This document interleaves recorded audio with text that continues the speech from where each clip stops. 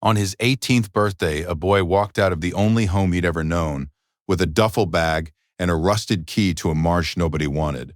What he found buried in that water wasn't just a wetland. It was the truth his grandfather had carried to his grave. If you've ever felt like the whole world had already decided you were worthless before you'd even begun, hit that subscribe button. This story is for you. The day I turned 18 felt less like a birthday and more like an eviction notice that had finally come due. There was no cake, no party, just Mrs. Gable standing in the doorway of the group home office with a clipboard and a look I'd seen on a dozen caseworkers before. She had it down to a science, that look. Tired sympathy worn smooth as a river stone, the kind you put on first thing in the morning and take off when you clock out. "Everything's in order, Leo," she said.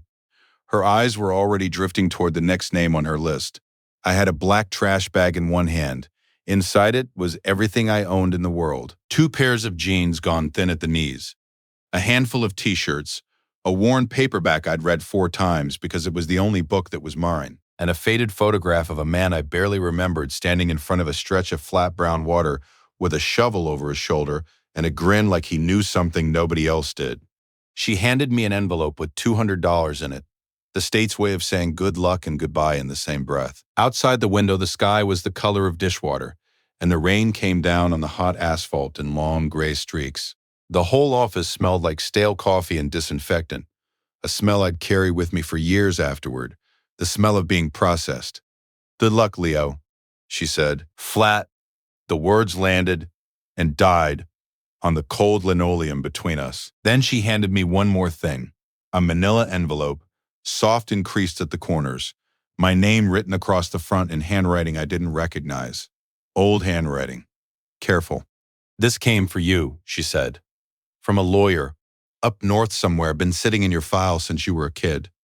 I took it. I didn't open it, I just held it, this small, heavy thing, and I had no idea the envelope in my hand was about to change everything. I rode the bus to the edge of town and found a bench under an overhang and finally tore the envelope open with my thumb. There was a letter, typed and formal, and a key, a heavy iron key, dark with age, the kind they don't make anymore. The letter was from a Mr. Alistair Finch, attorney of a town called Hadley Falls I'd never heard of. It said I was to come to his office. It said I had inherited something from my grandfather, Thomas Vance, a man I'd been told had abandoned me when I was 6 years old. I almost threw it away, a dead man who left me, an inheritance from a ghost. But I had $200 and no place to be, and the bus north cost 43 of it. So I went. Mr. Finch's office sat above a shuttered feed store, up a flight of stairs that groaned under every step. He was old, with thin white hair combed carefully over a freckled scalp and a pair of glasses he looked at me over rather than through. The whole room smelled of old paper and furniture polish, and when he spoke, his voice was like gravel stirred slowly with a spoon. "You have his eyes," he said. That was all. No condolences. He just gestured to the chair across from his desk. He laid it out plain. My grandfather had owned 45 acres at the bottom of Hadley Valley. There was a small cabin on it, and the rest was lowland. A marsh, he called it. Wetland. There was an outstanding fee of $7 owed to the county on the deed, and once I paid it, the land was mine. "I'll be honest with you, son," Mr. Finch said, looking over his glasses. "The land is considered worthless. It floods. There's no good road to it. The county's had it down as undevelopable wetland for years." He paused. "There's a company been after it, though. Titan Holdings. They've offered $5,000 to take it off your hands. Sight unseen. They've offered every year since your grandfather passed. $5,000. I sat there and let the number do its work on me. $5,000 was an apartment, a deposit, a few months' rent, a mattress that wasn't somebody else's. $5,000 was the difference between sleeping under a roof and sleeping under that bus overhang. It was a way out, and it was sitting right there on the table, and all I had to do was sign. I thought about it. I thought about it hard. And then I thought about that photograph, the man with the shovel and the knowing grin, standing in front of his brown water like it was the finest thing he'd ever seen. "I'm not selling," I said. The words came out before I decided to say them. "It's mine. I want to see it first." Finch looked at me a long moment. Then something moved at the corner of his mouth that might have been the beginning of a smile.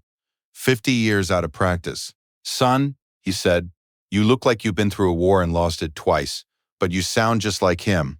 The walk out to the land took the better part of a morning. The road gave out into gravel, then into a rutted dirt track, then into no road at all, just two-wheel ruts running through grass gone gold and brittle with the cold.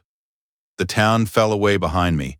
The air changed as I walked, the exhaust and concrete smell of the bus station thinning out into something cleaner, pine and damp earth, and the mineral cold of frost still clinging in the shadows where the sun hadn't reached. I stopped at a payphone outside a closed-down gas station to call my sister. Maya was 14, 3 towns and 1 foster placement away from me, and her voice when she picked up was small and careful the way it always got when she was trying not to hope. "Does it have a roof?" she asked. That was always her first question about anywhere. "Does it have a roof?" "It has a roof," I said. I didn't know yet if that was true. "Listen to me, Maya. I'm going to fix it up. I'm going to make it a home. A real one. And then I'm going to come for you. I promise." There was a long quiet on the line. "You always say that," she said. But she wasn't angry. She just sounded tired the way I must have sounded for years. "This time it's different," I said. "This time I've got land." The last stretch I walked alone with the cold biting through my jacket. And then the track crested a low rise and the valley opened up below me and my heart sank straight down into my boots. Because it was worse than I'd let myself imagine. The cabin was a gray, sagging box with half its porch caved in. And the land beyond it, the 45 acres my grandfather had loved enough to die owning, was a flat brown sheet of standing water and reeds, and rotted cattails stretching out to a far line of bare trees. A marsh, a swamp. Worthless, Mr. Finch's word for it sat in my mouth like a stone. I almost turned around. I stood on that rise for a long time, with the wind pushing at my back like it was trying to send me home. What I saw waiting for me down there made me want to walk away and never look back. I'm glad I didn't. The key fought me. I worked it into the cabin door's old lock, and it wouldn't turn, and I leaned my whole weight into it until there was a loud protesting screech of metal grinding on metal, and then a solid, satisfying clunk. The lock sprang open. The door swung in on a wave of trapped air, musty and thick with the smell of damp earth, wood smoke long gone cold, and trapped time. Shafts of dusty sunlight cut through the gloom from gaps in the boarded windows, and the dust motes turned slow somersaults in the light. The cabin was one room, mostly. A wood stove, a table, a narrow bed, and against the far wall beneath a window, a heavy old desk with a roll top, and on the floor beside it, sitting square in a single fallen beam of sun like it had been set there on purpose, an old steamer trunk, bound in iron straps. It wasn't tucked in a corner. It wasn't buried under junk. It was sitting there in the light, waiting. I knelt down in front of it. The latches were stiff, but they gave. I lifted the lid, and underneath a layer of old oilcloth I found jars. Mason jars, the kind you put up preserves in, a dozen of them lined in neat rows. But they weren't full of peaches. They were full of money. Rolled bills, 10s and 20s and 50s, packed tight and dry behind the glass. My hands didn't feel like my hands. I unscrewed one jar and slid the roll out and counted it there on the floor, slow, my lips moving like a child's. $1,000 in that single jar. I looked at the rows of them, 12 jars. More money than I had ever seen, ever held, ever dreamed of holding, packed away in a swamp cabin by a man the whole world told me had thrown me away. My legs went weak under me and I sat down hard on the cold plank floor, and a sound came out of me, a strange choked sound that bounced off the bare walls, half a laugh, and then the laugh broke apart into something else, into a deep, gut-wrenching sob that I couldn't have stopped if I'd tried. I sat there on the floor of my grandfather's cabin, and I cried like the 6-year-old who'd been told his grandfather didn't want him. I cried for a long time, and the dust motes kept turning slow in the light, patient, like they'd waited years for somebody to come home and weren't going to rush me now. When it was done, I wiped my face and went to put the jars back, and that was when I saw it, down at the bottom of the trunk, beneath where the jars had sat, wrapped in a square of the same oilcloth. A leather journal, worn soft at the edges, and tucked into the front of it, a folded letter with my name on the outside in that same careful old handwriting. I held it for a long while before I had the courage to open it. My dear Leo, it began, if you are reading this, then you are a man now, and I am long in the ground, and you have come at last to the place I could never bring you. There is so much I need to say to you, and a letter is a poor way to say it, but it is all I have left. I had to stop and read that line again. The dead man's voice came up off the page so clear and so close it was like he was sitting in the chair behind me, and my hands shook so that the paper rattled. First, you must know this, the letter went on. I never stopped loving you, not for one single day. You have your mother's gentle heart, but Lord help you. You have my own stubbornness, and I expect that stubbornness is the only reason you're standing in my cabin right now instead of cashing a check from those Titan men. He told me why he'd gone. When my mother died, he wrote, there was a man, a developer, who'd had his eye on the valley for years and wanted it for the water rights and would stop at nothing clean or dirty to get it. There had been threats. There had been a lawsuit built on lies that nearly took everything. Keeping me close would have made me a thing they could use against him, a pressure point, a way to bleed him dry. So he'd done the hardest thing a man can do. He'd let me go and let me believe he'd abandoned me because a boy who hates a man can't be used to hurt him. He'd kept the wolves away from me by making them think I was nothing to him. It was the cruelest kindness of my life, he wrote. I let you grow up believing a lie so that you could grow up at all. If you can find it in you to forgive an old fool, do. If you can't, I understand that too. The thing those Titan men knew, and I didn't, they will tell you this land is a worthless marsh, he wrote. It is not. I drained part of it myself in '61 and farmed it for 9 good years, and I have the county agricultural survey to prove it. This was never wetland, Leo. It was farmland that I let go back to water on purpose, to keep it cheap and keep them away. But underneath it runs the cleanest aquifer in 3 counties, and the water rights to it are worth more than every dollar in those jars 100 times over. The proof of what this land is sits in the bottom drawer of my desk, the deed, the survey, all of it. The desk is the key, Leo. Everything is in the desk. His final line was underlined twice. The pen pressed so hard it had nearly torn the page. The desk is the key. Everything starts with the desk.